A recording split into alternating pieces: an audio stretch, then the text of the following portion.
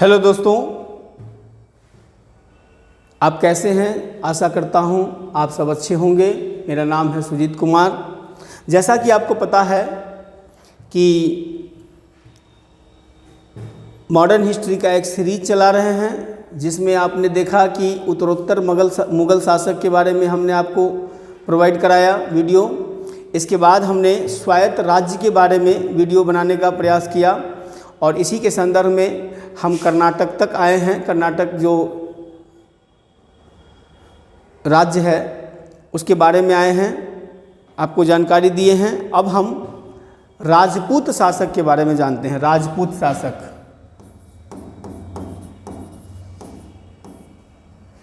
राजपूत राज्य के बारे में जानते हैं। ठीक है, राजपूत राज्य में सबसे बेहतरीन जो नाम है, और आपको पता है जैसा कि सवाई राजा मिर्जा जयसिंह, सवाई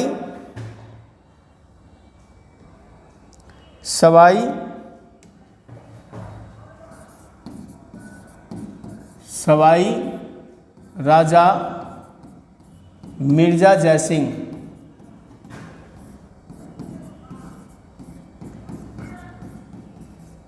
मिर्जा जयसिंह, ठीक है। हम लोग इनके बारे में जानते हैं, जो आपके एग्ज़ाम के पर्सपेक्टिव से बहुत ज़रूरी है ना। उसमें उसने जयपुर की स्थापना की। इन्होंने क्या क्या किया है ये देखिएगा।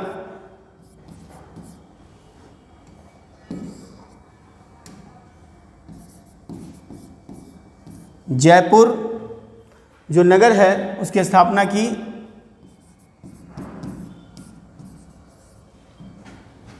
जयपुर नगर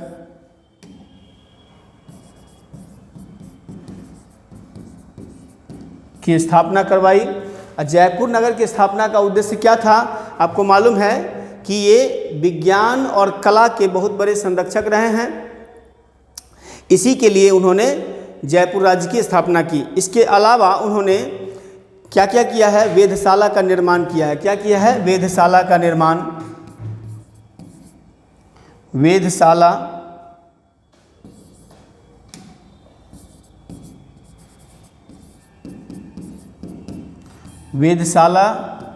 का निर्माण करवाया है। कहाँ कहाँ करवाया है, आप इसको ध्यान रखिए। वेधशाला का निर्माण इसने करवाया है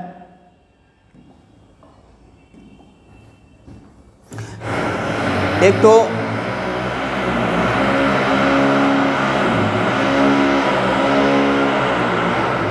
जयपुर में, दूसरा मथुरा में, तीसरा उज्जैन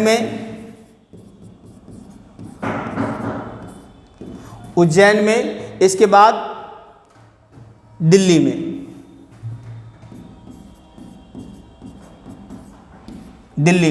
ये चारों जगह जो है इन्होंने वेधशाला का निर्माण करवाया है। इसके बाद इनको मिर्जा राजा की उपाधि, मिर्जा राजा की जो उपाधि है,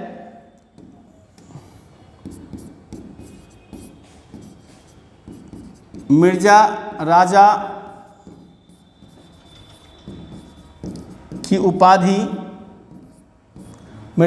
की उपाधि किसने दी है, जहांदार शाह।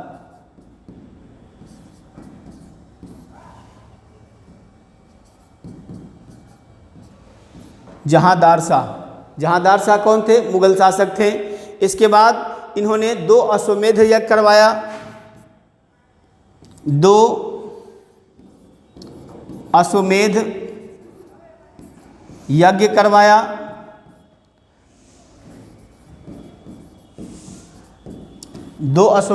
करवाया। इसके बाद इन्होंने क्या किया, खगोल शास्त्र एवं पर्यावरण, खगोल शास्त्र के पर्यवेक्षण के लिए, है ना, जिज मोहम्मद शाही नाम से सारणियों का एक सेट तैयार करवाया। क्या करवाया है, जिज मोहम्मद शाही।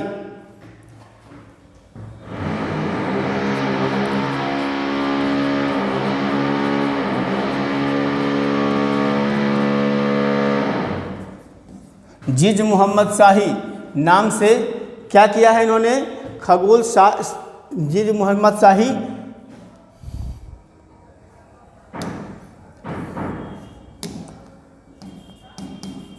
नाम से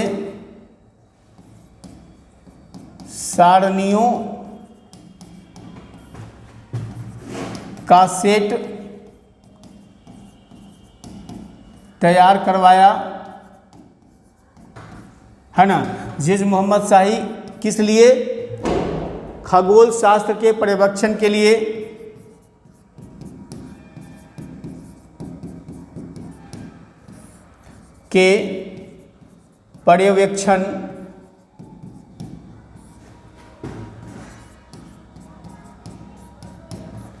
खगोल शास्त्र के पर्यवेक्षण के लिए। इसके बाद उन्होंने यूक्लिड की रेखागणित के तत्व, है ना,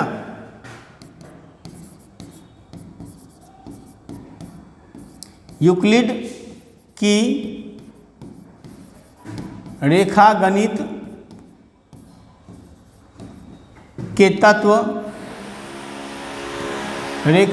तत्व, यूक्लिड की रेखागणित के तत्व का अनुवाद संस्कृत में कराया।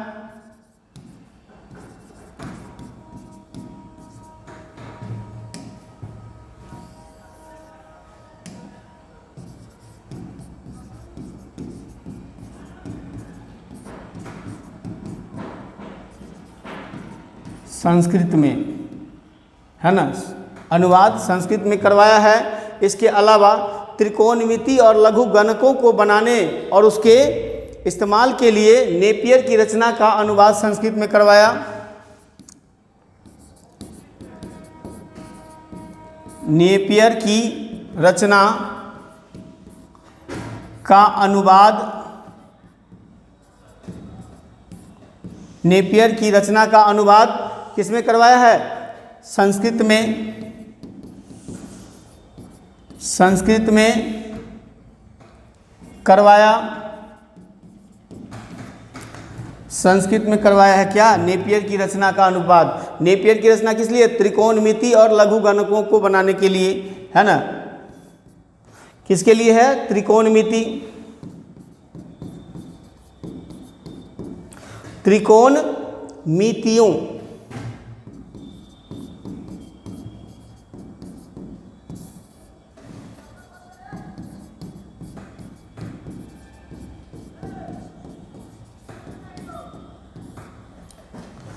त्रिकोणमितियों और लघु गणकों को बनाने के लिए,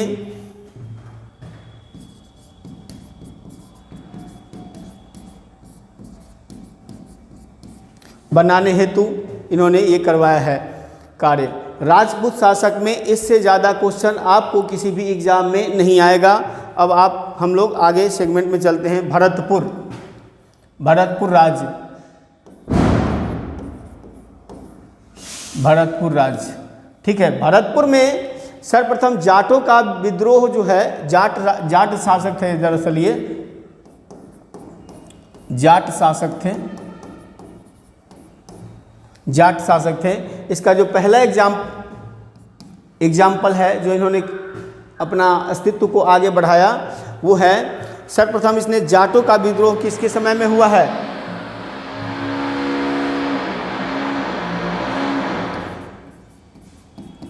पहला विद्रोह गोकुल ने किया। गोकुल जाट जो नेता थे उनकी बात हो रही है। गोकुल ने किया। कब किया है? 1669 में, 1669 में,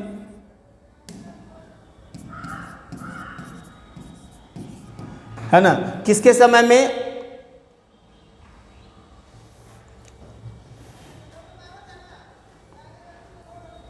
(1669) में गोकुल ने किया पहला विद्रोह। इसके बाद स्वतंत्र जाट राज्य की स्थापना स्वतंत्र जाट राज्य की स्थापना किसने की है? चूड़ामन ने। चूड़ामन और बदन सिंह।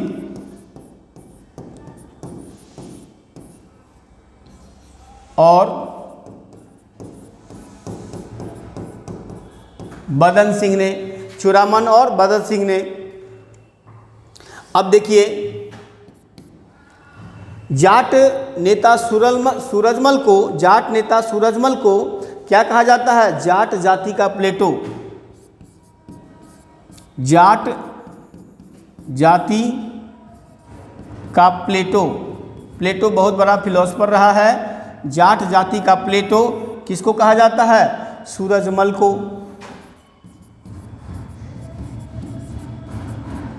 सूरजमल को जाट जाति का प्लेटो किसको कहा जाता है? सूरजमल को। ये सब क्वेश्चन आता है आपके एग्जाम में, बिल्कुल ध्यान रखिएगा। सूरजमल ने पानीपत के युद्ध में मराठों का सहयोग देने के लिए राजी हो गया था, लेकिन सदाशिवराव भावजी के साथ मतभेद होने के कारण इन्होंने क्या किया कि उससे मराठों से अलग हो गए, है ना, और समर्थन नहीं दिए। अब हम चलते हैं रुहेलखंड पर। अगला जो शासक हैं, जो राज्य है रुहेलखंड।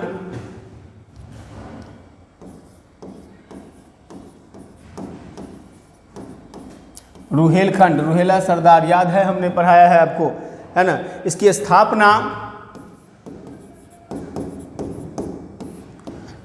किसने की है?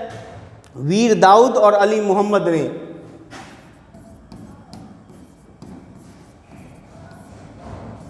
और अली मोहम्मद, वीर दाऊद और अली मोहम्मद ने किया है ना।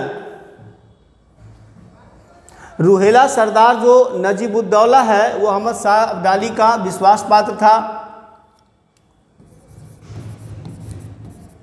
अहमद शाह अब्दाली का विश्वास पात्र यानी भरोसेमंद कौन था? जो रुहेलखंड का शासक था, ये थे नजीबुद्दौला।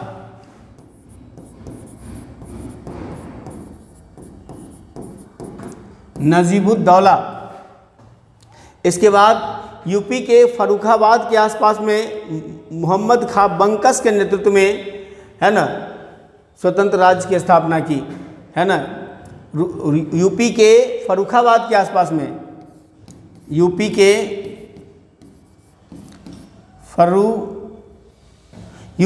फर्रुखाबाद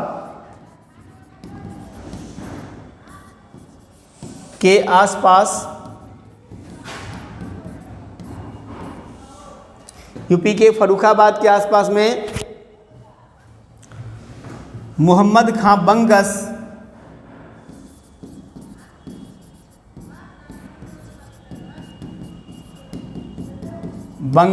मोहम्मद खां बंगस के नेतृत्व में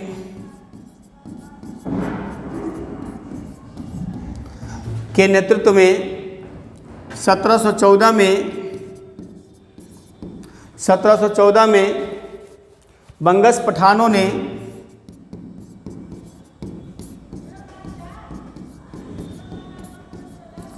पठानों ने स्वतंत्र राज्य की स्थापना की।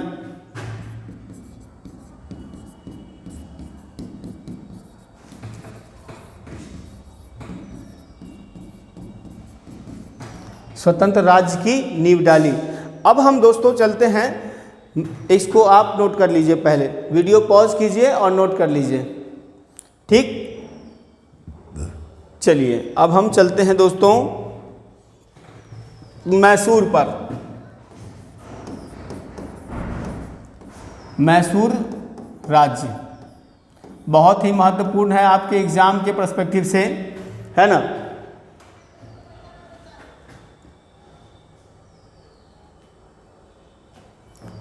मैसूर राज्य की स्थापना जो हुई है तालीकोटा के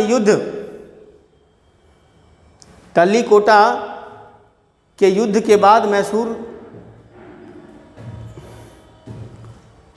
तालीकोटा युद्ध जो हुआ है उसमें विजयनगर साम्राज्य का अंत हो गया, और विजयनगर साम्राज्य का अंत हो गया और उसी की नींव पर, है ना, विजयनगर साम्राज्य की नींव पर क्या हुआ है? मैसूर राज्य की स्थापना हुई है, ठीक है।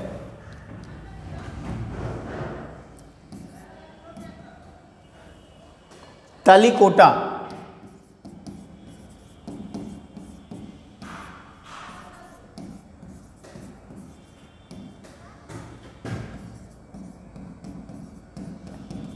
विजयनगर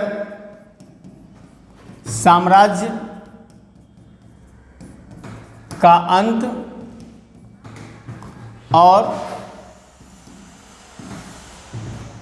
और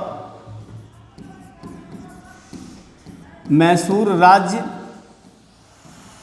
की नींव पड़ी। ध्यान रखना है, मैसूर राज्य की नींव कब? तलिकोटा युद्ध में विजयनगर साम्राज्य का अंत हुआ और तलिकोटा के युद्ध में विजयनगर साम्राज्य का अंत हुआ और मैसूर राज्य का नींव पड़ा। मैं इसका बैकग्राउंड थोड़ा सा बता रहा हूं। मैसूर पर किसका शासन था?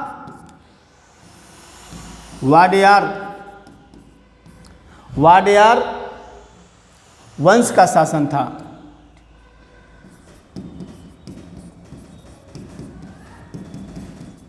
वाडेयार वंश का शासन था, है ना, जिसका अंतिम शासक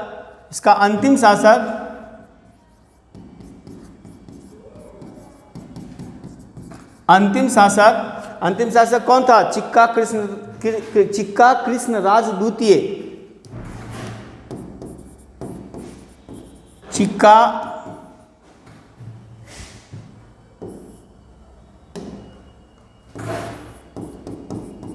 कृष्णराज द्वितीय, इसको ध्यान रखिएगा। इसका अंतिम शासक था, वाडियार वंश का अंतिम शासक। लेकिन वास्तविक सत्ता किसके पास थी? वास्तविक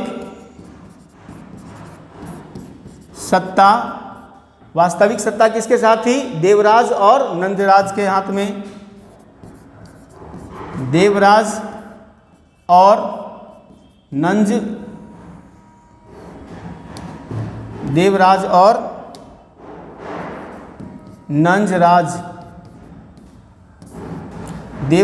नंजराज के हाथों में था, है ना, देवराज और नंजराज के हाथ में था। अब क्या हुआ? दक्कन में मराठा, निजाम और अंग्रेज और फ्रांसीसी अपने अपने प्रभुत्व के लिए संघर्ष कर रहा था। मैसूर मराठा और निजाम के मध्य संघर्ष का मुद्दा बना हुआ था, क्योंकि निजाम इस पर मुगलों का हिस्सा मानकर अधिकार कर रहा था, है ना। इसी में 1749 में नंजराज ने हैदर अली को सैनिक जीवन के रूप में अवसर दिया, है ना। इसमें 1749 में नंजराज ने हैदर अली को, ये क्वेश्चन पूछता है दोस्तों, हैदर अली को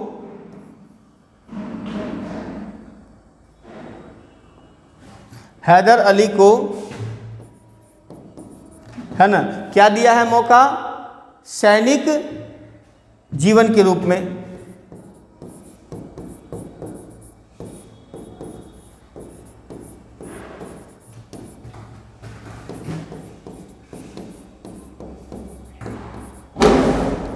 सैनिक जीवन के रूप में मौका दिया।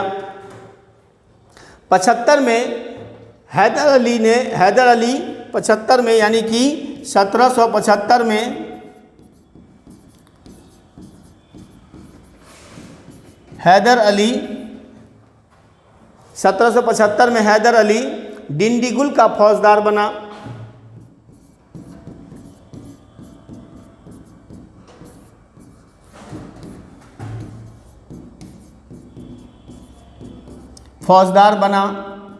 डिंडीगुल का फौजदार बना है, डिंडीगुल का फौजदार बना। इसके बाद इसकी जो ज़िंदगी है वो आगे बढ़ता चला गया। देखिए, जीवन में कभी मौका जो मिलता है ना, तो मौका को पूरा भुनाना चाहिए, और उस मौका का भुनाने का काम जो है ये हैदर अली ने बड़ी बखूबी से निभाया है दोस्तों। और इसने क्या किया कि राजधानी रंगपट्टनम पर मराठों के आक्रमण का भय था, और इसको हस्तक्षेप कर नंदराज और देवराज को राजनीति से संन्यास लेने के लिए इसने विवश कर दिया। और इसका परिणाम हुआ कि राज्य के हैदर विरोधी गुट ने राज्य के हैदर विरोधी गुट ने मराठों को मैसूर पर आक्रमण के लिए आमंत्रित किया, जिसमें हैदर अली पराजित हो गया, है ना। हैदर अली पराजित हुआ, बट पानीपत के युद्ध में मराठों की जो हार हुई, हैदर अली को अवसर मिल गया, है ना। और परिणाम फ्रांसीसियों के सहयोग से इसने क्या किया है कि हैदर अली ने फ्रांसीसियों के सहयोग से फ्रांसीसियों के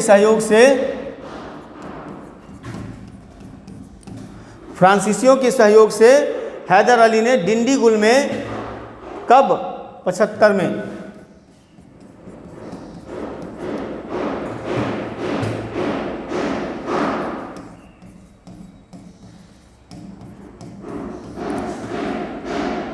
हैदर अली डिंडीगुल में,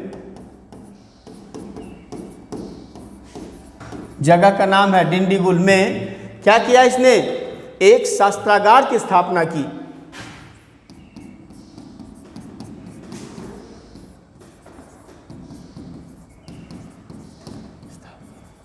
शस्त्रागार की स्थापना की। अब दोस्तों, अब सवाल है कि संघर्ष तो चल रहा है, संघर्ष में पहला जो आंग्ल मैसूर युद्ध हुआ है, क्योंकि फ्रांस का प्रतिद्वंदी था ब्रिटेन, और ब्रिटेन का जो है स्थिति मजबूत होता जा रहा है, यूरोप में भी और भारत में भी। इसको लेकर फ्रांस किसी भारतीय शक्ति के साथ मिलकर अंग्रेज को चुनौती न दे, इसके लिए ज़रूरी था कि अंग्रेज फ्रांस को भारत में पनपने न दे, और पनपने न दे तो इसके लिए जो भी सत्ता के साथ फ्रांस आगे बढ़ना चाहता था, उसके साथ युद्ध करना पड़ा उसको। इसी के संदर्भ में पहला आंग्ल मैसूर युद्ध हुआ है। क्या हुआ है, पहला आंग्ल मतलब अंग्रेज, है ना, मैसूर युद्ध, पहला आंग्ल मैसूर युद्ध हुआ है। कब हुआ है, 67 से 69 के बीच में, 1767 से 69, 69 के बीच में हुआ है। अब इसमें देखना है ये युद्ध क्या था, अंग्रेजों की आक्रामक नीति का परिणाम था। अंग्रेजों की आक्रामक नीति का परिणाम था। अंग्रेजों की आक्रामक नीति का परिणाम था। हैदर अली ने मराठा और निजाम से संधि करके संयुक्त सेना बनाई और कर्नाटक पर आक्रमण किया, परंतु पराजित हो गया, है ना, पराजित हो गया। इसके बाद इसने क्या किया कि हैदर अली ने मंगलोर पर आक्रमण किया, फिर 1769 में, और मंगलोर पर आक्रमण करके अंग्रेजों को हराया और मद्रास की संधि की, है ना। ये युद्ध की समाप्ति मद्रास की संधि से होती है। दोस्तों, हम आपको बारी बारी से बता रहे हैं। मद्रास की संधि,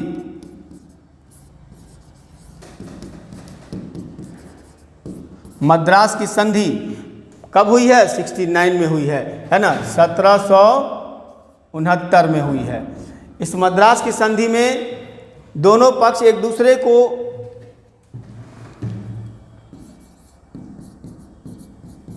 अंग्रेज और हैदर अली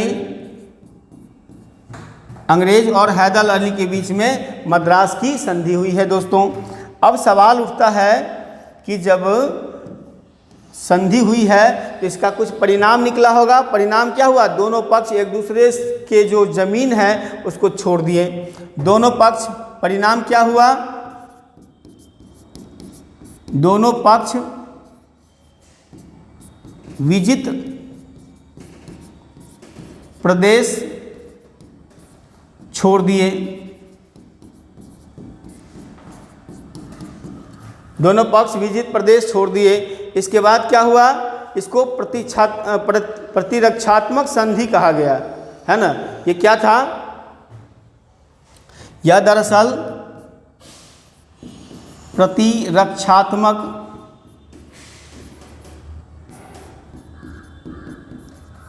संधि प्रतिरक्षात्मक संधि कहा गया, क्योंकि न इसमें अंग्रेज़ों को हानि हुआ न हैदर अली को हानि हुआ। अंग्रेज़ और हैदर अली दोनों जब जब अपने अपने क्षेत्र को जीता था, वो सारे क्षेत्र इन लोगों ने क्या किया, रिटर्न कर दिए। भाई तुम्हारा क्षेत्र हम जीते थे वो हम छोड़ रहे हैं, हमारा क्षेत्र तुम जीते हो तुम छोड़ दो, काम तमाम, है ना। बात गई तो कहानी समाप्त हो जाएगा, ये विचार थी इसमें। लेकिन इस युद्ध ने अंग्रेज़ों की अजेयता को समाप्त कर दिया। एक और बात है इसमें जो बहुत महत्वपूर्ण है कि अंग्रेज़ों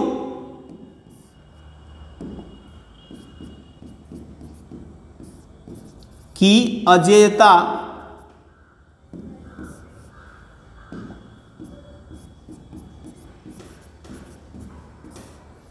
अंग्रेज़ों की अजेयता को समाप्त किया। अंग्रेज़ अभी तक ढीठ बने बैठे थे और उनको लगता था कि हमें कोई हरा नहीं सकता है। दोस्तों इसको जो इनकी गर्मी थी, या यूँ कहे कि इनकी ये वर्चस्व था, इनकी ये वर्चस्व को उन्होंने क्या किया, हैदर अली ने परास्त कर दिया। और अंग्रेज़ हार सकते हैं, भारत में हराया जा सकता है उन्हें, ये बात स्थापित हो गई दोस्तों। और इसी के द्वारा जो मेन मुद्दा है वो क्लियर हुआ। तो याद रखिएगा कि पहला आंग्ल मैसूर युद्ध 1767 से 69 के बीच हुआ। अंग्रेज़ों की आक्रामक नीति का परिणाम था यह। इस युद्ध की समाप्ति मद्रास की संधि से हुई, जो मद्रास की संधि अंग्रेज़ और हैदर अली के बीच में हुआ। दोनों पक्ष विजित प्रदेश को छोड़ दिए, एक दूसरे को जीते हुए प्रदेश को छोड़ दिया गया। प्रतिरक्षात्मक संधि नाम दिया गया क्योंकि इसमें किसी को न लॉस थी न किसी को लाभ था। अंग्रेज़ों की अजेयता यानी कि जो कभी हमेशा जीतता है, कभी हार नहीं सकता है, ये फिलॉसफी उसकी समाप्त हो गई।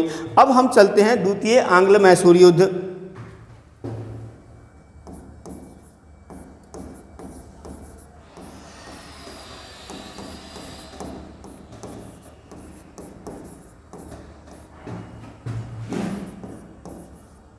द्वितीय आंग्ल मैसूर युद्ध ये कब हुआ है? 80 से 84, 1780 से 1784। अब देखिए दोस्तों, असली मजा तो यहाँ भी है। इस संधि के उल्लंघन का परिणाम था। इस युद्ध का कारण क्या था? ये मद्रास की संधि का,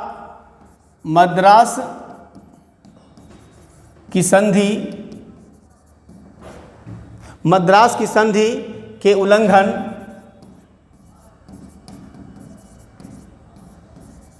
का परिणाम। अभी हमने पढ़ा है मद्रास की संधि द्वारा पहला युद्ध जो है इसका समाप्त हुआ है। दरअसल क्या हुआ है कि मराठों द्वारा मैसूर पर आक्रमण किया गया, तब अंग्रेज़ों ने हैदर अली की सहायता नहीं की। पिछले जो मद्रास की संधि है उसमें ये बात हुई थी कि जब मराठा मैसूर पर आक्रमण करेंगे तो अंग्रेज़ हमारी मदद करेंगे। यहाँ उलट गया खेला, अंग्रेज़ ने मदद नहीं किया और हैदर अली ने कहा कि भाई देखो, आपने जो मद्रास की संधि हमसे की थी 1769 में, उसका ये आपको हमारे साथ आपने छल किया है और ये छल आपको भारी पड़ेगा। परिणाम क्या हुआ? निजाम अंग्रेज़ों द्वारा गंटूर जिले बालाघाट की दीवानी के बदले 7 लाख रुपया न दिए जाने से नाराज़ थे। वारेन हेस्टिंग्स ने मद्रास में हस्तक्षेप की नीति से मराठे भी अंग्रेज़ से नाराज़ थे। फलतः हैदर अली ने फिर एक बार निजाम और मराठों से संधि किया। इसमें क्या किया है? हैदर ने मराठा और निजाम से संधि किया। मराठा और निजाम से संधि किया।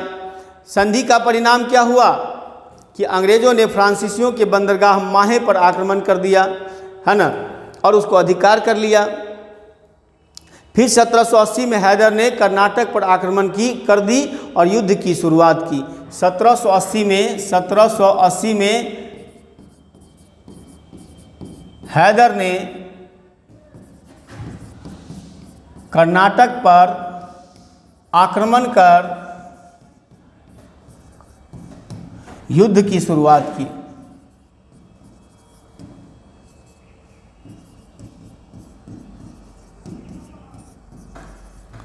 युद्ध की शुरुआत कर दी। अब दोस्तों एक बात समझना है, युद्ध की शुरुआत कर दी और मामला फंस गया। तब 1781 में सर आयरकूट ने पोर्टो नोवा के युद्ध में हैदर को हराया, है ना। 1781 में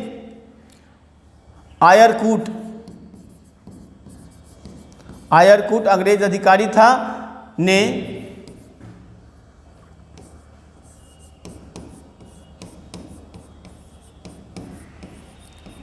पोर्टो नोवा के युद्ध में, है ना, हैदर को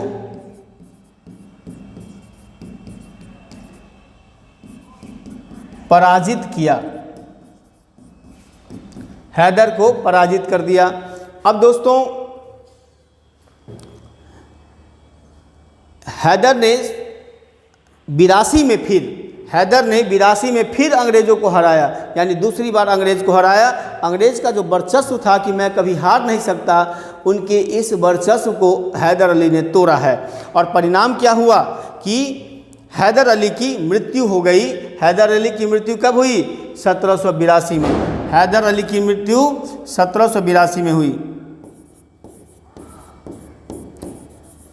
हैदर की मृत्यु कब हुई है? 7 दिसंबर 1782।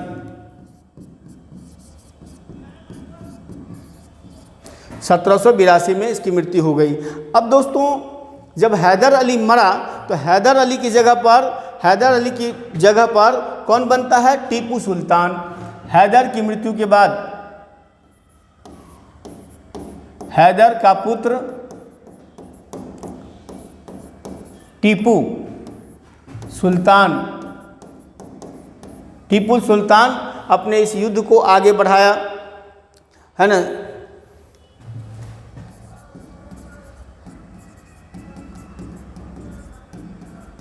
युद्ध का संचालन किया। अब क्या हो गया कि ब्रिगेडियर मैथ्यूज को बंदी बना लिया इसने, है ना। इसने ब्रिगेडियर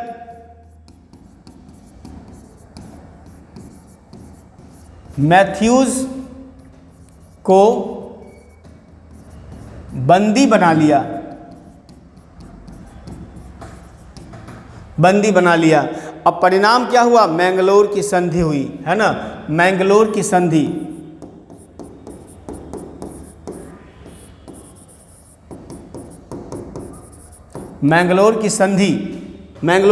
हुई। कब हुई? 1784 में दोस्तों। 1784 में मैंगलोर की संधि हुई है। इसको याद रखिएगा, ये एग्जाम में पूछता है। मैंगलोर की संधि किसके बीच में हुआ है? लॉर्ड मैकार्टनी के बीच में। टीपू और लॉर्ड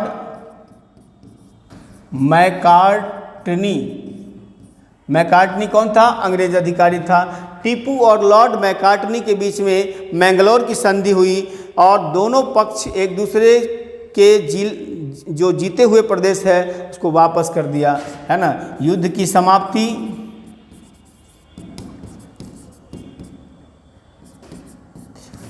और दोनों पक्ष एक दूसरे के जीते प्रदेश वापस कर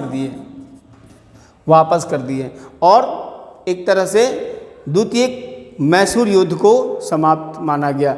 वारेन हेस्टिंग्स इससे नाखुश था, है ना। नोट में ध्यान रखिएगा एग्जाम के पर्सपेक्टिव से। वारेन हेस्टिंग्स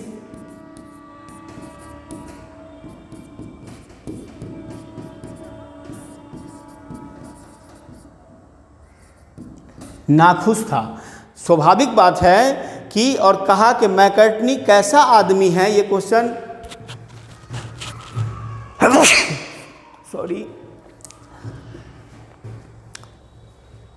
वारेन हेस्टिंग्स कहता है कि मैकार्टनी कैसा मूर्ख आदमी है ना। मैं अभी भी विश्वास करता हूं कि यह संधि के बावजूद भी कर्नाटक खो देगा अंग्रेज। ये बात उसने भविष्यवाणी करते हुए कहा, है ना। टीपू द्वारा कई युद्ध में हारने के बाद मराठों और निजामों ने अंग्रेजों से संधि कर ली थी। ऐसी स्थिति में टीपू और अंग्रेज के मध्य मैंगलोर की संधि हुई। ये मजबूरी थी टीपू के साथ। अब हम चलते हैं तृतीय आंग्ल मैसूर युद्ध। तृतीय आंग्ल मैसूर युद्ध।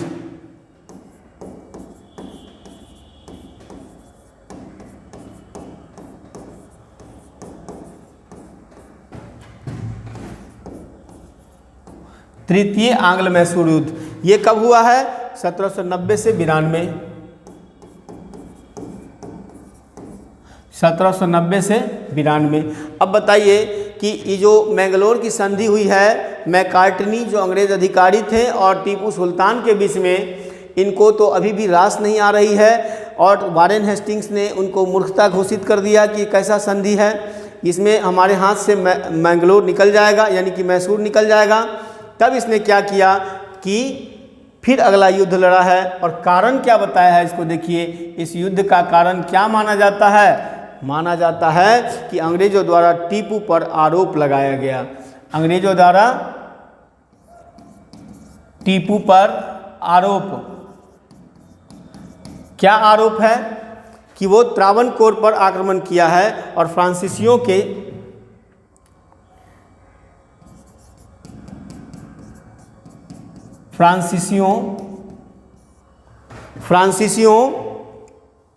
से हमारे विरुद्ध गुप्त समझौता किया है।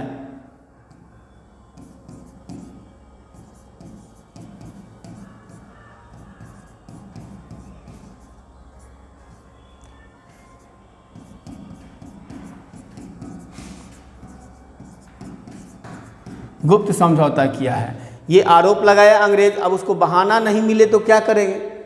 मरता क्या न करता, अंतिम युद्ध तो लड़ना ही है। इसके बाद भी चौथा मैसूर युद्ध होता है और कहानी खत्म हो जाता है मैसूर का।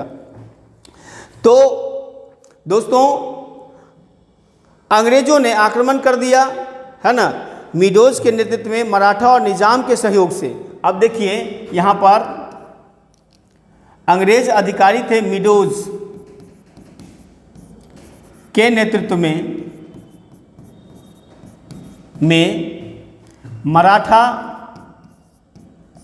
और निजाम के सहयोग से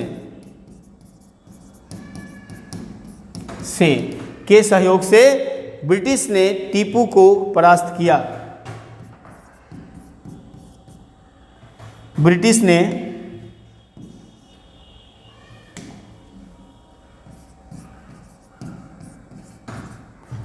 ने टीपू को परास्त किया।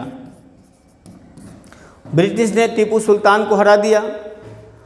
अब इसमें क्या हुआ? इसका परिणाम क्या हुआ कि टीपू और देखिए इसमें हुआ है श्रीरंगपट्टनम की संधि। यहाँ से आता है क्वेश्चन आपका, श्रीरंगपट्टनम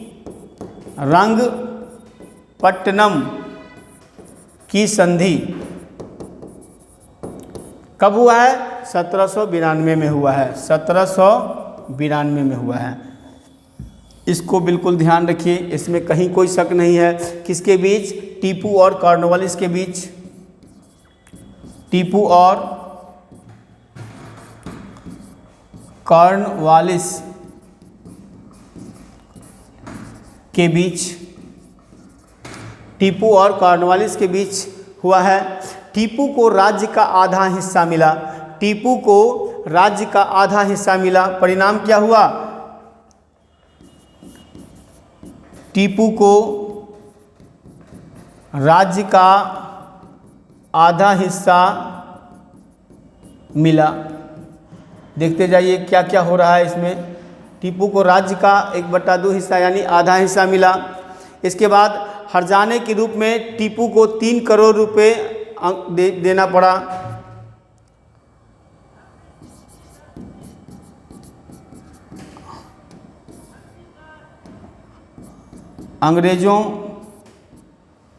को 3 करोड़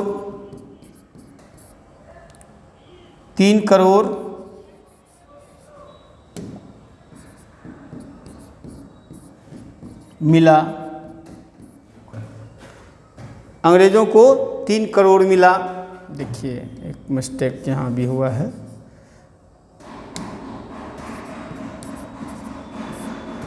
₹3 करोड़ मिला युद्ध हर जाने के रूप में। इसके बाद अंग्रेजों को यहाँ पर 3 चीज़ मिला है। अंग्रेजों को क्या मिला है? 3 को, चूँकि अंग्रेज की तरफ से इस युद्ध में कौन शामिल था? मीडोज के नेतृत्व में। तो अंग्रेज को कौन सा क्षेत्र मिला, मराठा को कौन सा क्षेत्र मिला और निजाम को कौन सा क्षेत्र मिला, ये देखना। चूँकि तीनों मिलकर टीपू पर आक्रमण किया था, तो देखना है कि अंग्रेज को मिला, अंग्रेज को मिला क्या मिला? अंग्रेज को क्या मिला भैया? मिल गया कौन सा? 12 महल, डिंडीगुल, मालाबार। 12 महल, डिंडीगुल और मालाबार। ठीक है। मराठों को मिला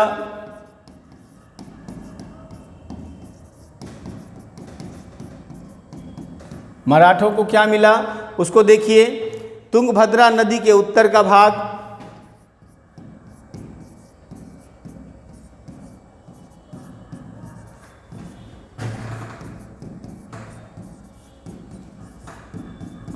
तुंगभद्रा नदी के उत्तर का भाग मराठों को मिला।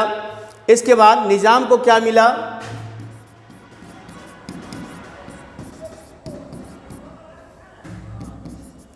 निजाम को मिला है क्या भाई? निजाम को क्या मिला है? पेन्नार और कृष्णा नदी के बीच का भाग। पेन्नार और कृष्णा नदी के बीच का भाग। पेन्नार और कृष्णा नदी के बीच का भाग इसको मिल गया। किसको? निजाम को। देखिए, टीपू के पराजय का जो मुख्य कारण था, है ना, वो अंग्रेजों ने 1790 में निजाम और मराठा के साथ संधि कर लिया, है ना, और टीपू घुड़सवार की जगह पैदल सेना का अधिक इस्तेमाल किया। बताइए कि घुड़सवार सेना और पैदल सेना में तो अंतर है ना दोस्तों। तो इसने सबसे बड़ा गलती यही किया। दूसरा बात, सर जॉन सॉर ने मैसूर के प्रति हस्तक्षेप की नीति अपनाई, इसलिए हस्तक्षेप की नीति का जन्मदाता सर जॉन सॉर को कहा जाता है ना।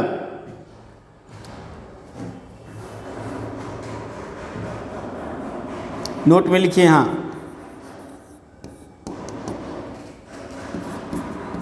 सर जॉन सॉर ने मैसूर के प्रति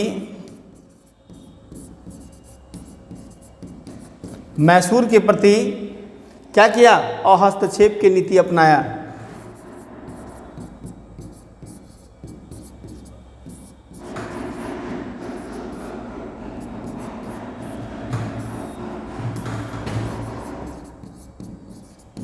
हस्तक्षेप की नीति अपनाया।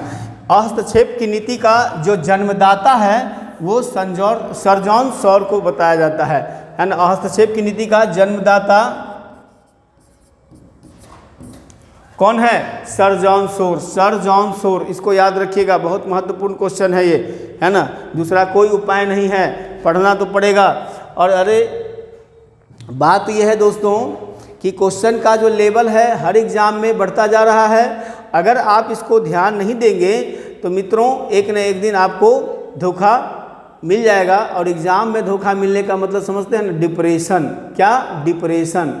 ऐसा डिप्रेशन कि आप उबर नहीं पाएंगे जल्दी। इसके बाद चतुर्थ आंग्ल मैसूर युद्ध।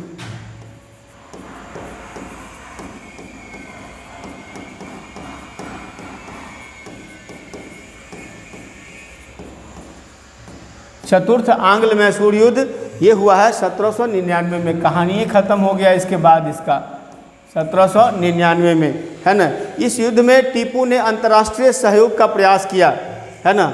इस युद्ध में टीपू ने नेपोलियन से पत्र व्यवहार किया और अंतर्राष्ट्रीय सहयोग का प्रयास किया।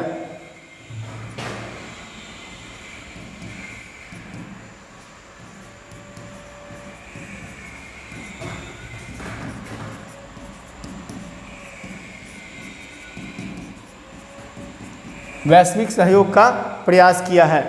आप बताइए, नेपोलियन के साथ इस युद्ध में पूछता है एग्जाम में। इसके बाद आप चलें, वेलेस्ली ने टीपू के पास सहायक संधि का प्रस्ताव भेजा, है ना। हुआ यूँ था कि वेलेस्ली ने टीपू को सहायक संधि का प्रस्ताव भेजा। टीपू ने सहायक संधि, अब देखिए कारण इसमें आ जाता है, युद्ध का कारण क्या है। युद्ध का कारण है वेलेस्ली की सहायक संधि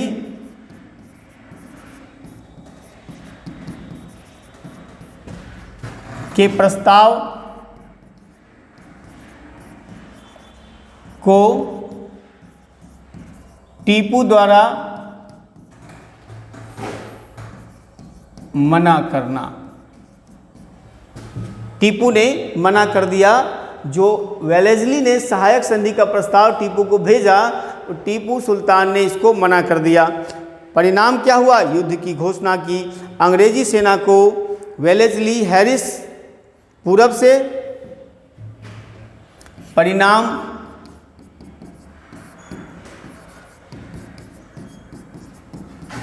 अंग्रेजों ने युद्ध की घोषणा कर दी। युद्ध की घोषणा कर दी। अब यहाँ सवाल उठता है, अंग्रेजी सेना को, है ना,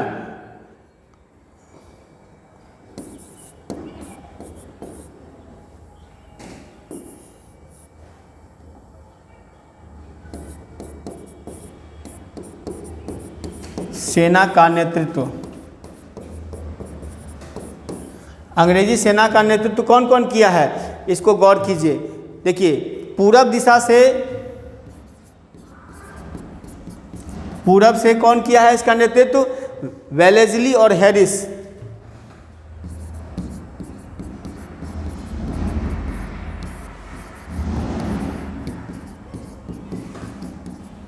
वेलेस्ली और हैरिस, है ना। इसके बाद पश्चिम से, पश्चिम से कौन घेरा है इसको?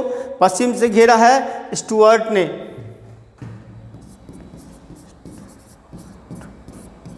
स्टुअर्ट ने, नाम है स्टुअर्ट ने, है ना। अब देखिए, जो अंग्रेज हैं हैरिस, वो मलावी के युद्ध लड़े हैं। हैरिस ने लड़ा है मलावी का युद्ध।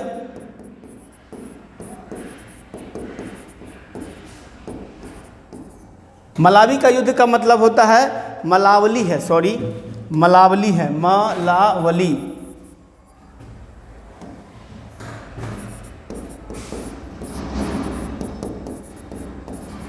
मलावली एक जगह है, वहाँ पे युद्ध लड़ा गया, इसलिए मलावली कहा जाता है। हैरिस ने टीपू के साथ मलावली में युद्ध लड़ा और स्टुअर्ट ने टीपू के साथ सदासीर का युद्ध लड़ा है। टीपू ने, जो स्टुअर्ट है वो टीपू के साथ सदासीर है।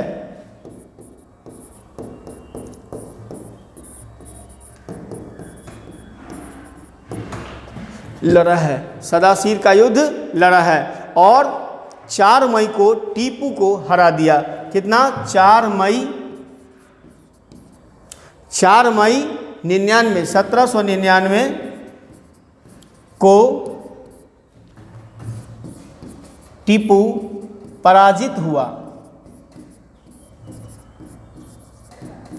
टीपू जब पराजित हुआ है तो आड्यार का, टीपू पराजित हुआ और मारा गया। टीपू पराजित ही नहीं हुआ, साथ ही साथ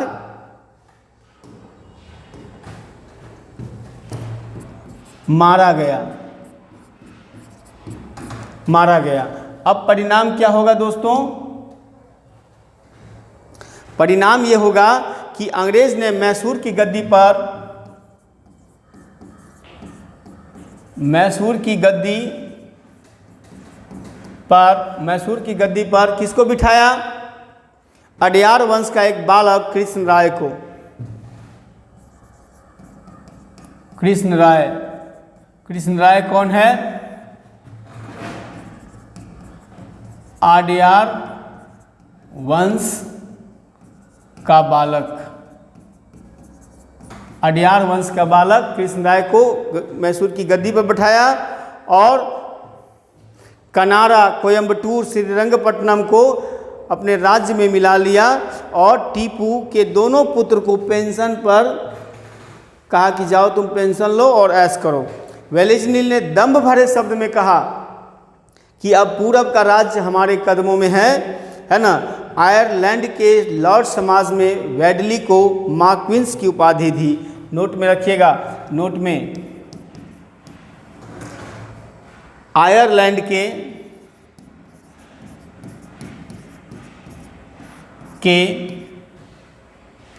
मार्क्विंस, आयरलैंड के समाज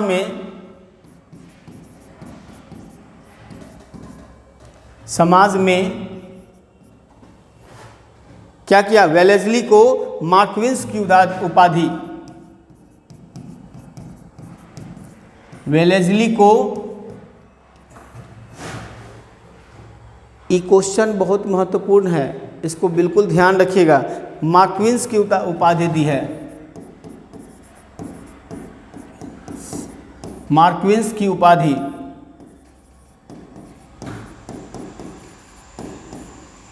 मार्क्विंस की उपाधि प्रदान की है। तो दोस्तों इसके साथ ही टीपू सुल्तान बेचारा इस दुनिया से चला गया और कुछ नहीं बचा। तो थोड़ा सा हम वीडियो आपको बना लेते हैं, किस पर? टीपू पर। टीपू सुल्तान के बारे में हम जानने का प्रयास करते हैं। पहले टीपू सुल्तान क्या है? गद्दी पर बैठा 1782 में गद्दी पर बैठा। कौन? मैसूर की गद्दी पर। इसके बाद पिता के विपरीत इसने खुलेआम सुल्तान की उपाधि ली, है ना। इसने सुल्तान की उपाधि ली,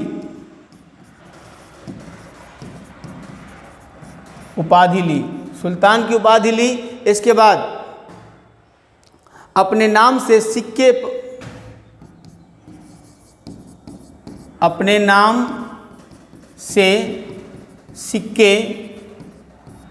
सिक्के चलवाएं जिस पर हिंदू देवी देवताओं के चित्र,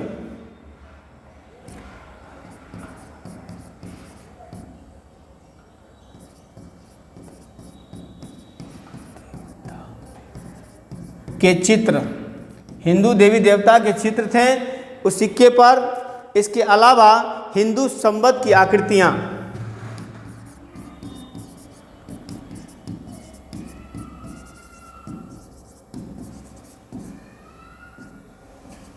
आकृति भी उसी सिक्के पर छपवाया। इसके साथ साथ उसने क्या किया? वर्ष महीने के नाम,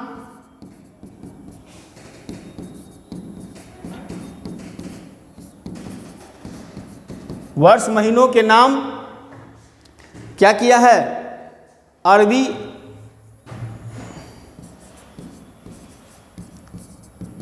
भाषा का प्रयोग किया है। इसके बाद श्रृंगेरी मंदिर का पुनर्निर्माण करवाया।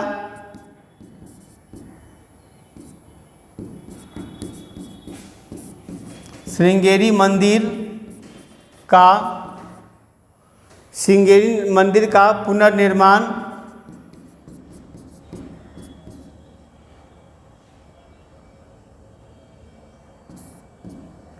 पुनर्निर्माण करवाया।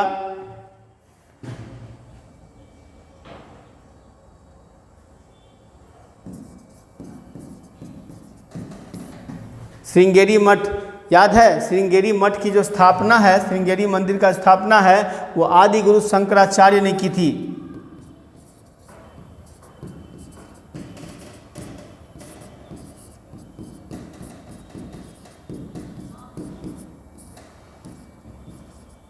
शंकराचार्य द्वारा स्थापित मठ था क्या? श्रृंगेरी मंदिर। श्रृंगेरी मंदिर। अब इसके बाद प्रशासनिक व्यवस्था का पाश्चात्यकरण करवा,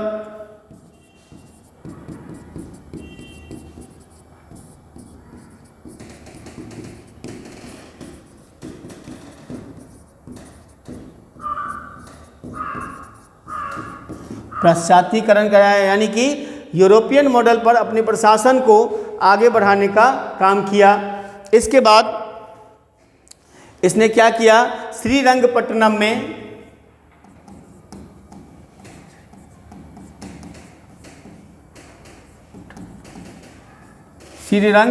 में जैकोबियन क्लब की स्थापना की।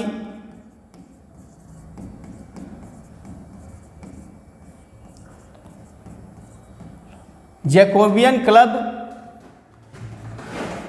की स्थापना करवाई, जैकोबियन क्लब की स्थापना करवाई और मैत्री का प्रतीक स्वतंत्रता का वृक्ष अपनाया और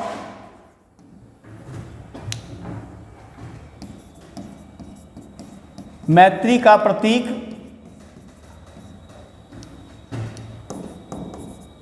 स्वतंत्रता का वृक्ष,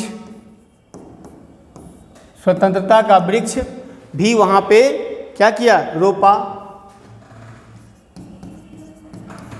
स्वतंत्रता का वृक्ष रोपा। इसके बाद उसने क्या किया है?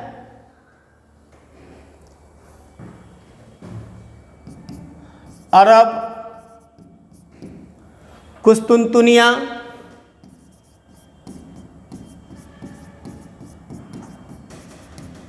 अरब कुस्तुनतुनिया, काबुल, इसके बाद मॉरिशस,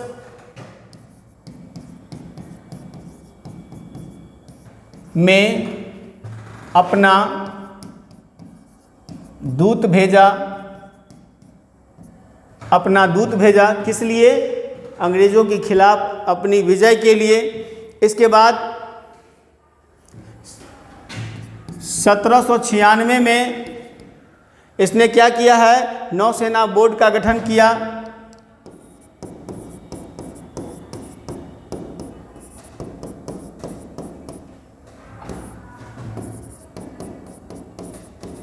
नौसेना बोर्ड का गठन किया है। अब देखिए, इसने पोर्ट निर्माण तट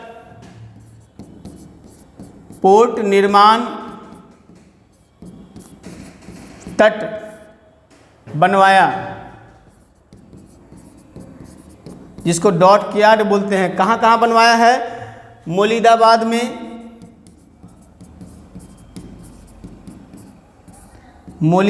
में, इसके बाद दाजिदाबाद में,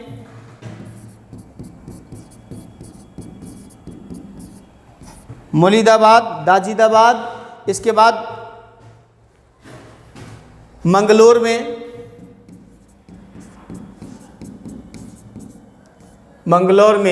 है ना।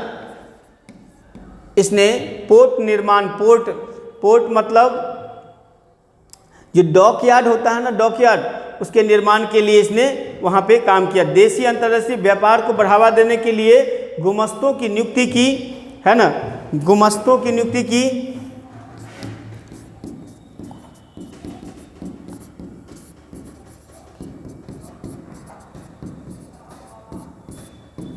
व्यापार बढ़ाने हेतु गुमस्तों की नियुक्ति की। इसके बाद व्यापारिक केंद्र स्थापित किए।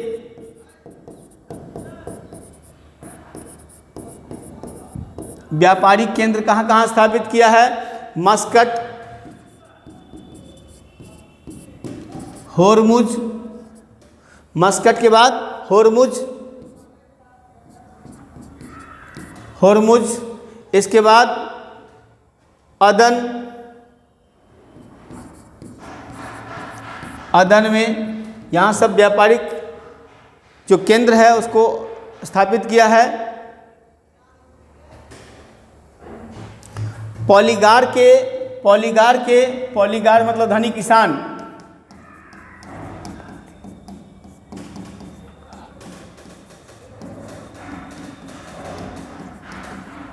पॉलीगार के पैतृक जो अधिकार थे उसको समाप्त किया।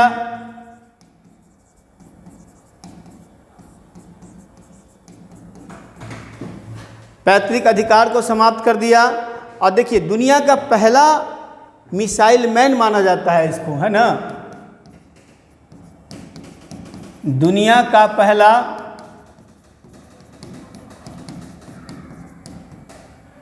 मिसाइल मैन माना जाता है। आज भी इसके एविडेंस लंदन के साइंस म्यूजियम में, है ना, टीपू के रॉकेट रखे हुए हैं जिस पे 18वीं शताब्दी के अंत में अंग्रेज अपने साथ इसको लेके आए हैं। सोर्स है क्या, BBC का न्यूज़। अब दोस्तों ये धर्मांध शासक भी था, तलवार पर ही लिखा था इसके कि मालिक मेरी सहायता कर, मैं काफिरों का सफाया करना चाहता हूँ। इसने ये बात साफ साफ कहा है।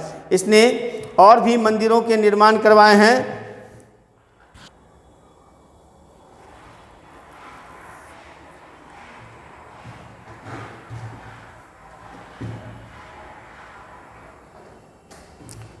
ये अनेक मंदिरों के निर्माण भी करवाए हैं। तो दोस्तों आज के लिए इतना ही, फिर हम लोग आगे वीडियो बनाएंगे पंजाब राज्य पर। अगला तो टॉपिक होगा हमारा पंजाब राज्य। ठीक है दोस्तों, आज के लिए बहुत बहुत धन्यवाद। अधिक से अधिक हमारे चैनल को आगे बढ़ाने का आप लोग प्रयास कीजिए ताकि हमारा हौसला भी बढ़े। आपका लाइक, सब्सक्राइब और कमेंट ही हमारा हौसला बढ़ाता है। तो दोस्तों आज के लिए बस इतना।